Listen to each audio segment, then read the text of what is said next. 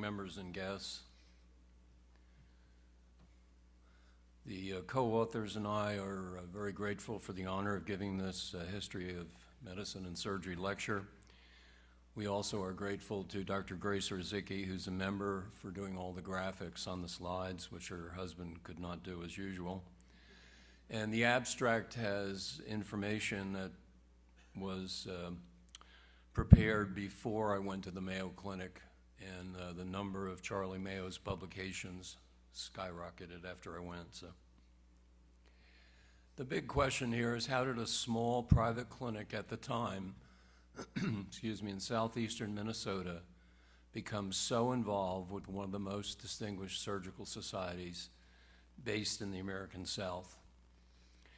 It's a map of the United States. Rochester, Minnesota, location of the clinic is in southeastern corner, right next to Wisconsin, and the archival information of the southern is based in Alabama, as you all know. Now, interestingly enough, this is 1,902 miles, which probably wouldn't impress many modern travelers, but as I came to know, there were no planes in the early 1900s, and I had been told by older members of the Southern that the roads weren't that great either. So there were a lot of issues for the Mayo brothers to become involved with this society. When you give a history talk, you need sources, and this is Renee Zemer, a prototypical Mayo Clinic employee. She's been there running the history suite for over 2 decades. She knows more about the history of the clinic than really anyone at this point, and she's got it all organized, and it was such a treat for Grace and me to spend time with her at the archives there. This is me in the Board of Governors room in the Plummer Building in Rochester. This room, and you're only seeing a small part of it, contains all the awards and certificates that Charlie and Will Mayo garnered over their lifetime. If you want to feel really insignificant as an academic surgeon, spend some time in this room. None of us have done anything. It's really scary, but again, a wonderful visit. I used some other sources. For the younger members, there's a book describing the first 100 years of the Southern, 1887 to 1987, that the late Bob Sparkman, Dave Saviston, and Rainey Williams edited. There's also the famous Doctors Mayo book from Helen Clapesaddle, which was first published in 1941. And then there's Clark Nelson from the archival unit at the clinic called Mayo Roots. And then the greatest treat, I think, for both of us was to review the personal files of Charles Mayo. I got my hands on a paper that he had personally edited before publication, and it just overwhelmed me that they kept all of this material and you have ready access to it. And then Dr. Chung kindly directed me to the transactions of the Southern, which have an incredible amount of interesting information. I'm going to touch on all these areas, some briefly, and so we'll finish in the 20 minutes allotted.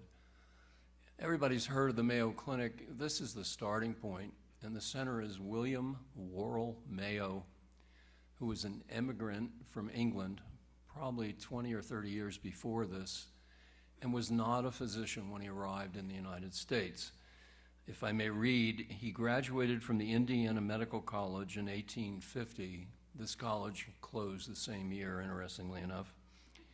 During his lifetime, traveling west, he was a pharmacist, a tailor, a census taker, a farmer, a newspaper publisher, a justice of the peace, a ferry boat operator, and a physician and surgeon. The man had a lot of skills, right? And to your right is Will Mayo, the older brother who graduated from the University of Michigan Medical School in 1883, and Charles Mayo, the second brother and the younger brother to your left, who graduated from what is now Northwestern University Feinberg School of Medicine in 1888. By all reports, the lowest grade that Charles received in medical school was unfortunately a 7 in surgery. There were a lot of skills, again, in the two sons. This is a summary of Will Mayo's interests during his lifetime. Most of you will remember there weren't many specialists in the United States in the early 1900s. And over time, Will became incredibly skilled at abdominal surgery, particularly gastric surgery, as many of you know. And for trauma surgeons, he reported one of the first splenic repairs in Rochester. Charles was sort of ubiquitous, developed an operation for bunions, did the early eye surgery and ENT at the clinic, was famous for developing the treatment for tic douloureux around the turn of the century, practiced a fair amount of orthopedics, and as you'll hear, did a lot of thyroid surgery and urology, incredibly talented.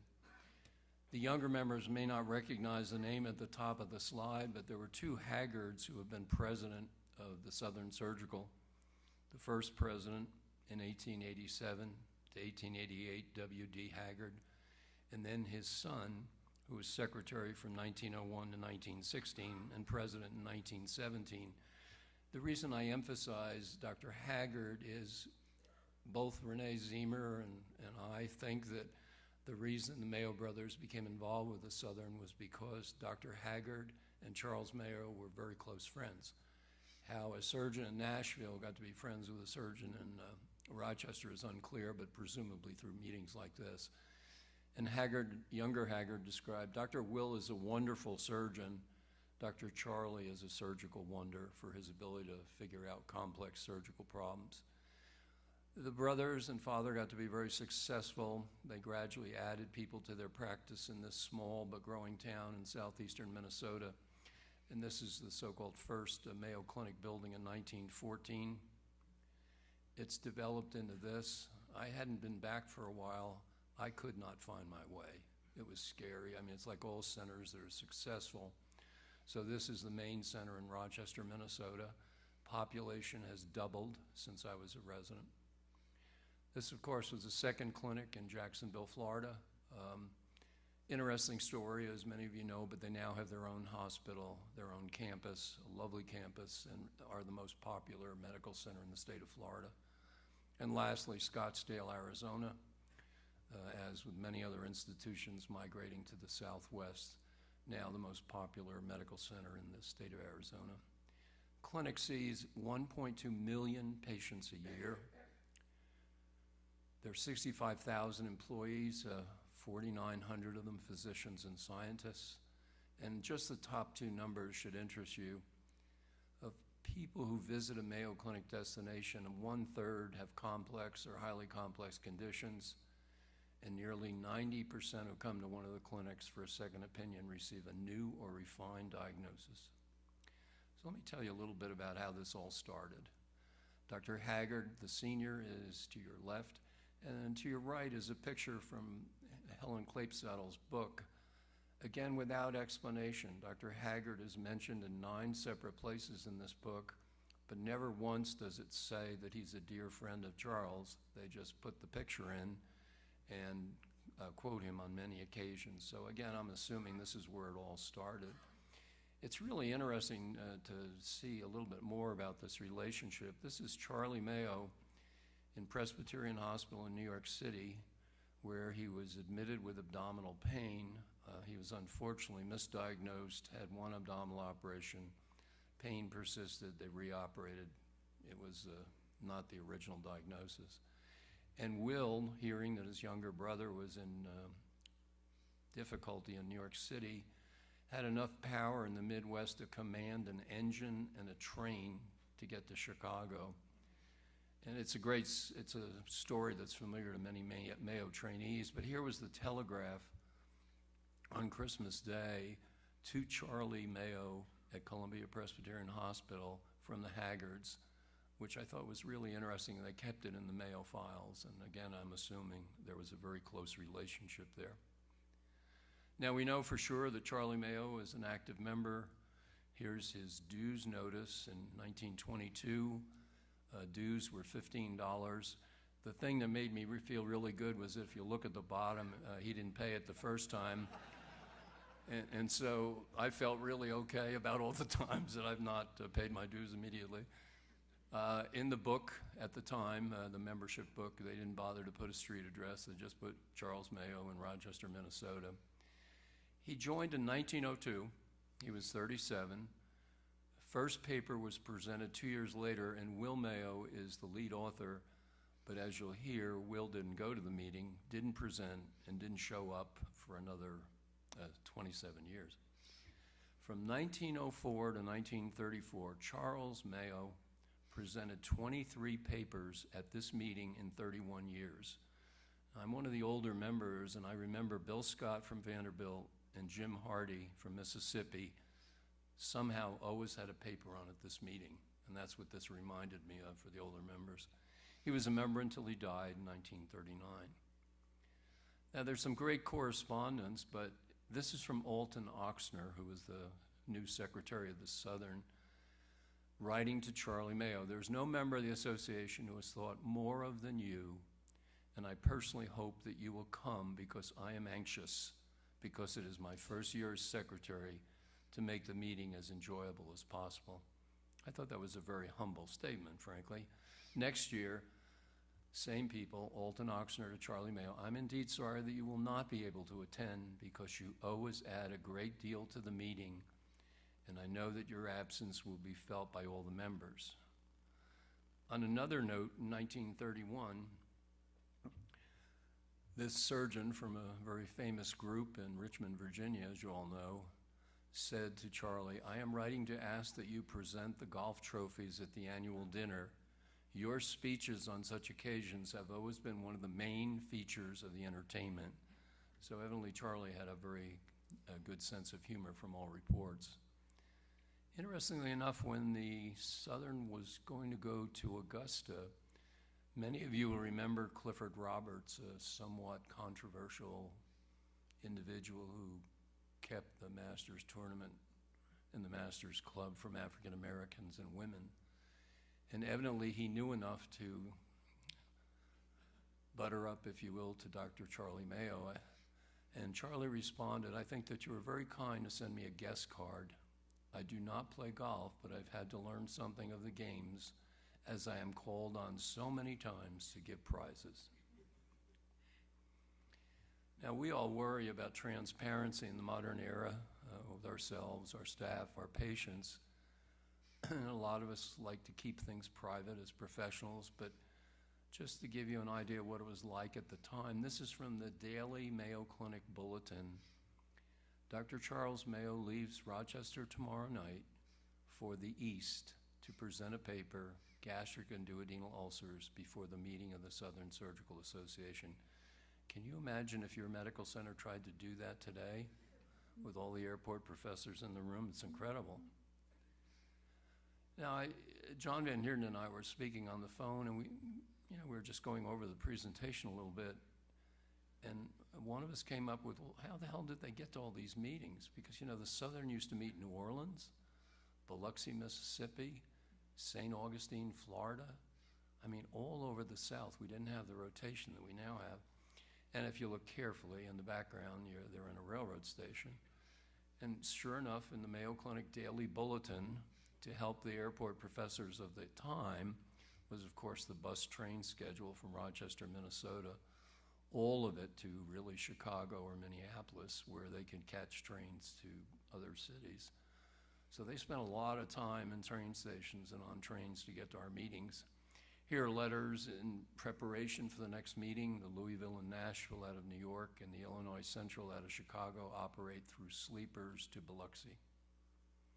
Another, there are short limit winter excursion fares to Florida. You're talking about 2,000 miles of trains.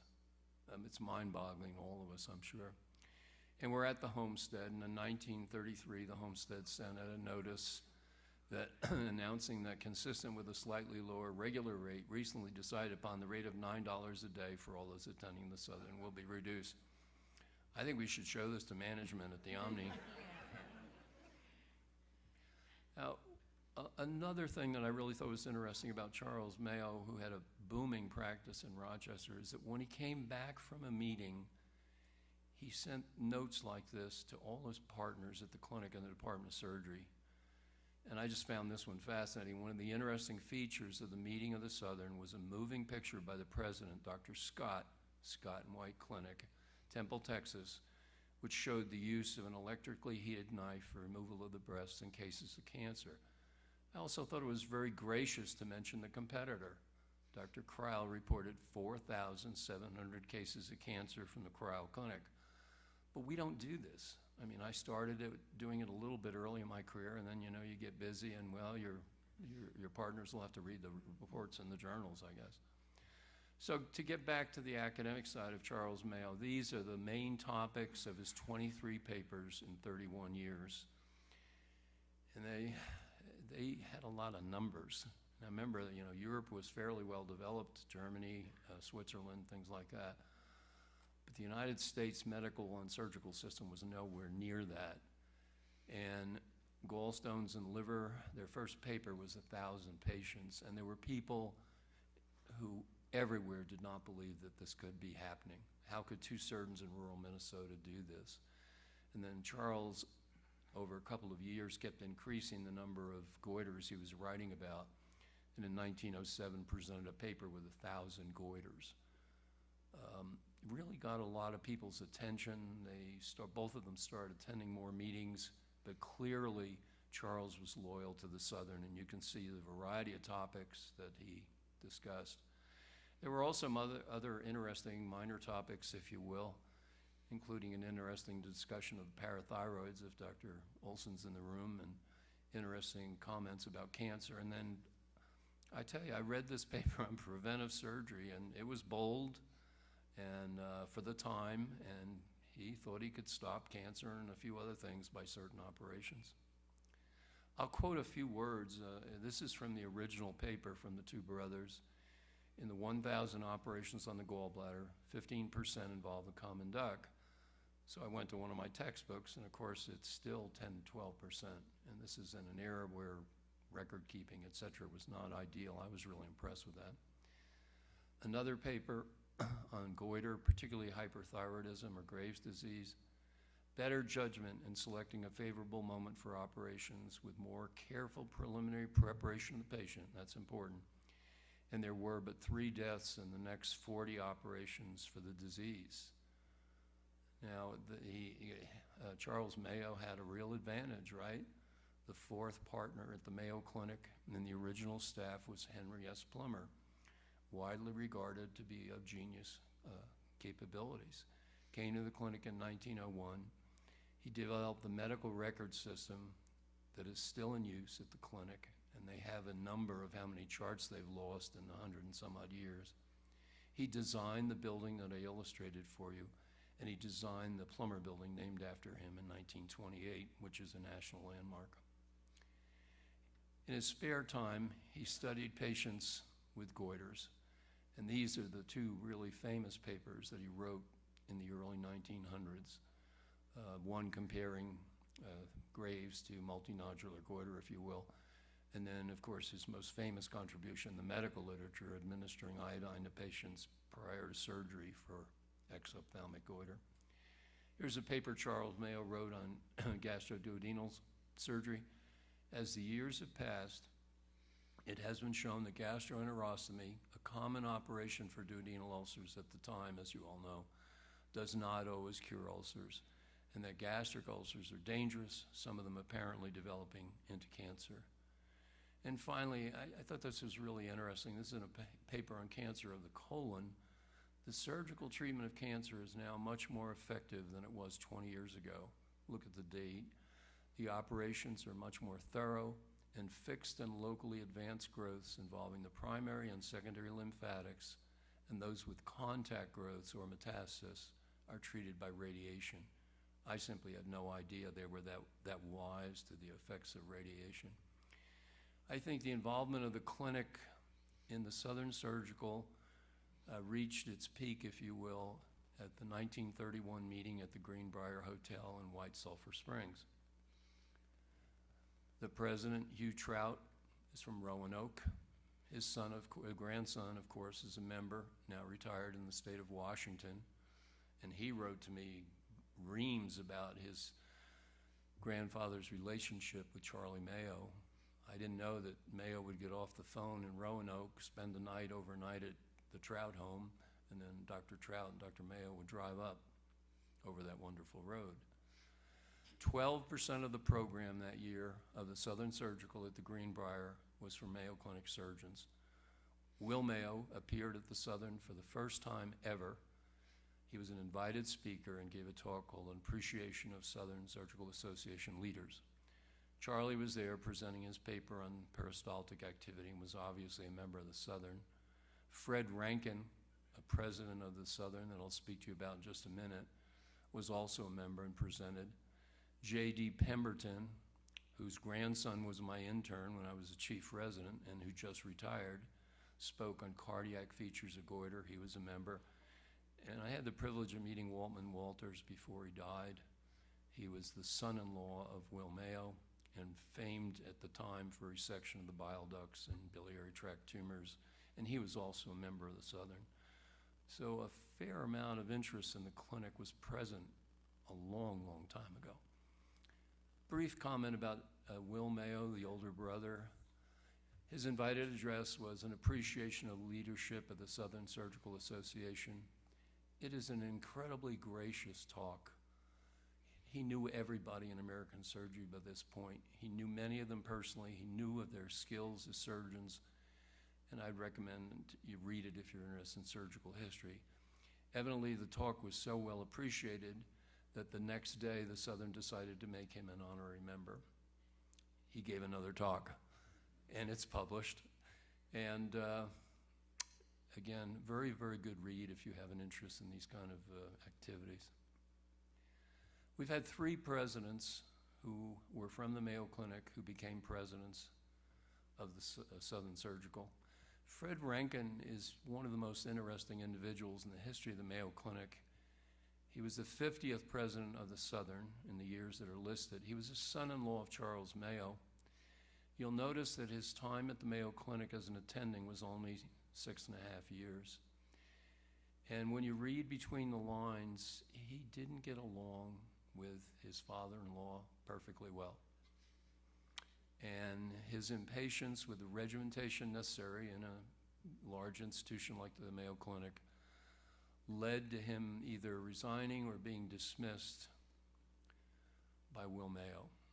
It's not clear that Charlie even knew that his son-in-law was being dismissed, but Fred Rankin left the clinic.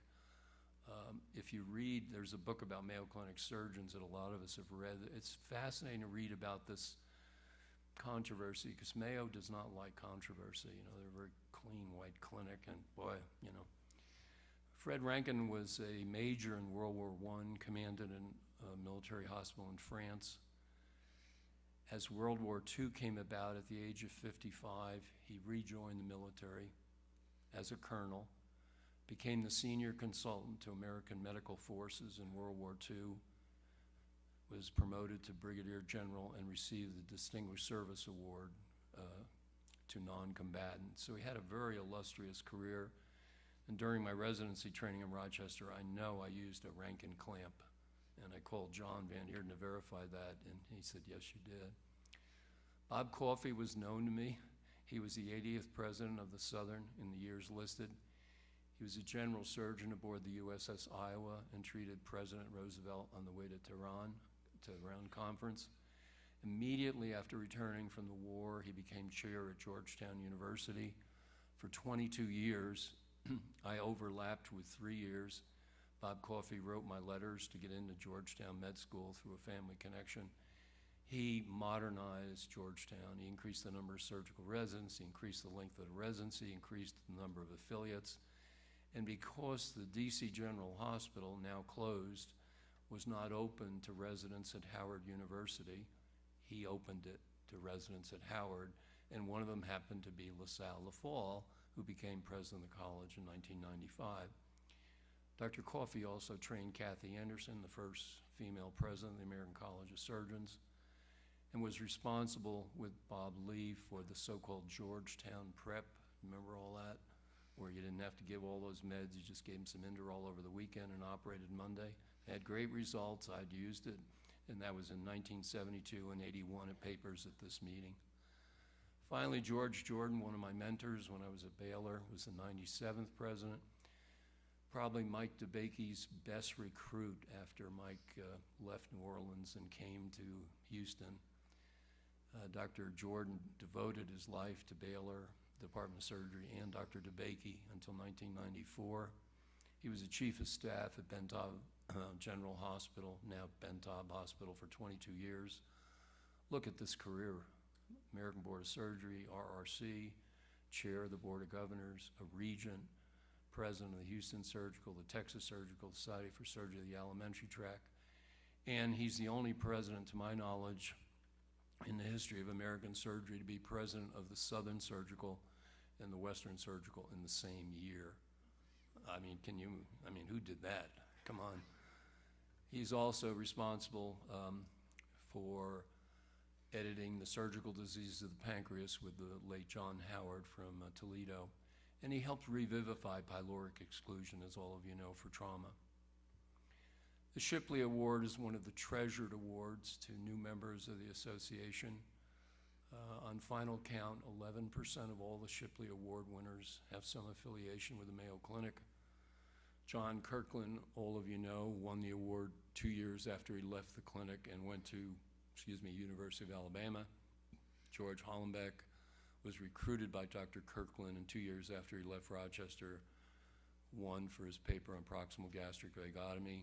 John Van Heerden, colon inflammation, myself, spleen. Bruce Wolf, who's in the audience, incidental cholecystectomy during colorectal surgery.